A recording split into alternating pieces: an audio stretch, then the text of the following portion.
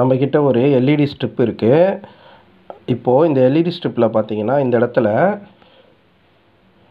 இடத்துல வந்துட்டு 94 வோல்ட்டுன்னு போட்டிருக்காங்க. அதுக்கு மேலே ஒரு E11 போட்டிருக்கலாம். அது வந்து இந்த எல்இடி ஸ்ட்ரிப்போட மாடல் நம்பரு.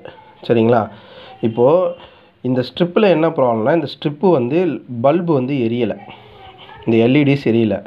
ஸோ இப்போது இந்த பாருங்கள், இந்த மாதிரி மேக்ஸிமம் வந்து சீரீஸில் இருக்கும். அதாவது நம்ம வந்து மல்டிமீட்டர் வச்சு கண்டுபிடிக்கணும், சீரீஸில் இருக்கா பேரலில் இருக்கான்னு கண்டுபிடிச்சதுக்கப்புறம் தான் எப்போவுமே நம்ம ஒரு கன்ஃபர்மேஷனுக்கு வரணும். இந்த ஸ்ட்ரிப்பை பொறுத்த வரைக்கும் இது வந்து சீரீஸில் இருக்குது. ஸோ இப்போது நார்மலாக எல்லாருமே என்ன பண்ணுவாங்கன்னு பாருங்களேன். இப்போ வந்து சீரீஸில் இருக்கும்போது இந்த எல்இடி ஒர்க் ஆகலை, இந்த ஒரு எல்இடி ஒர்க் ஆகலைன்னா இது எல்இடி 1, இது 2, 3 அப் டு எல்இடி 18 வரைக்கும் இருக்கா. அப்போது இது வந்து ஓப்பன் ஆகிடுச்சு அப்படின்னா இந்த மொத்த ஸ்ட்ரிப்புமே ஒர்க் ஆகாது.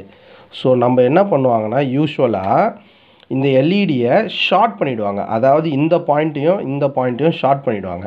அப்படி பண்ணக்கூடாது. ஏன் பண்ணக்கூடாதுன்னு சொல்கிறேன் பாருங்களேன். இது வந்து எவ்வளோ, 94 வோல்ட்டு. ஸோ எத்தனை எல்இடி இருக்குது, 18 எல்இடி இருக்குது. ஸோ இது சீரீஸில் இருக்கும்போது என்ன ஆகும்னா 94/18 எல்இடி.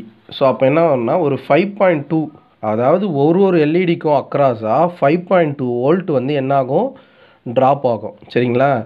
இப்போ இந்த எல்இடி எரியலை, நம்ம என்ன பண்ணிட்டோம், இந்த எல்இடியை ஷார்ட் பண்ணிட்டோம். அப்போ என்ன ஆகிடுச்சுன்னா 17 எல்இடி தான் ஆகிடுச்சு. சரிங்களா? 17. அப்போது 94 வோல்ட்டு டிவைடட் பை 17 போடுங்க. அப்போ எவ்வளோ வருதுன்னா 5.5 வருது. ஓகேங்களா? ஸோ நல்லா பாருங்கள். அப்போது எவ்வளோ டிஃப்ரென்ஸ் வந்துச்சு பாருங்கள். 0.3 வோல்ட்டு டிஃப்ரென்ஸ் வந்து ஒரு எல்இடிக்கும் அக்ராஸாக ட்ராப் ஆகும். ஸோ இந்த 94 வோல்ட் வந்து எல்லா எல்இடிக்கும் ஈவனாக போகணும். ஆனால் இந்த கண்டிஷனில் போகலை.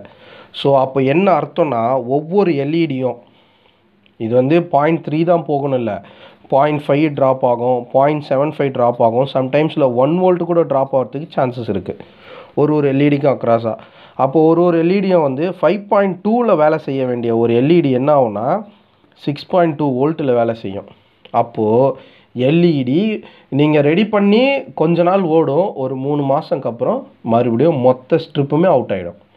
ரைட்டுங்களா? ஸோ இதனால தான் நம்ம என்ன பண்ணக்கூடாதுன்னா, இப்படி ஷார்ட் பண்ணி கஸ்டமர்கிட்ட கொடுக்கக்கூடாது.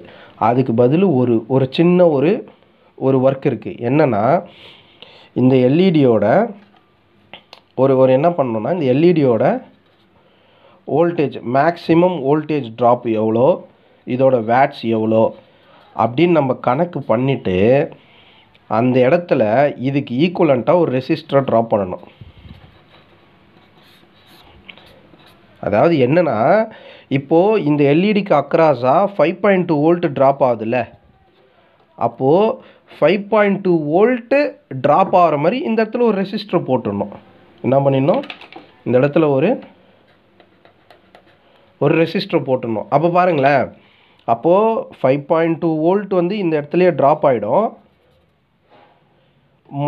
அப்போது மற்ற 17 எல்இடிக்கும் 5.2 வோல்ட்டு தான் போகும். மற்ற எல்இடிக்கும் 5.2 வோல்ட்டு தான் போகும். இந்த இடத்துல 5.2 வோல்ட் ட்ராப் ஆகிடும். ஸோ எக்ஸஸ் வோல்டேஜ் மற்ற எல்இடிக்கு போகாது. இது மாதிரி நீங்கள் ஒரு ரெசிஸ்டரை போட்டு நீங்கள் கொடுத்தீங்கன்னா உங்களுக்கு சர்க்யூட் நல்லா ஒர்க் ஆகும். இன்னும் நல்லா 6 மந்த் அந்த ரேஞ்சில் உங்களுக்கு நல்லா வரும். அப்படி இல்லைன்னா நீங்கள் என்டையர் ஸ்ட்ரிப்பே மாற்றிடுங்க. பெஸ்ட்டு. கஸ்டமர்கிட்ட நீங்கள் சார்ஜ் பண்ணிக்கோங்க, என்டையர் ஸ்ட்ரிப்பே நீங்கள் மாற்றிடுங்க. உங்களுக்கு அது நல்லாயிருக்கும், உங்களோட சர்வீஸ் நல்லாயிருக்கும்.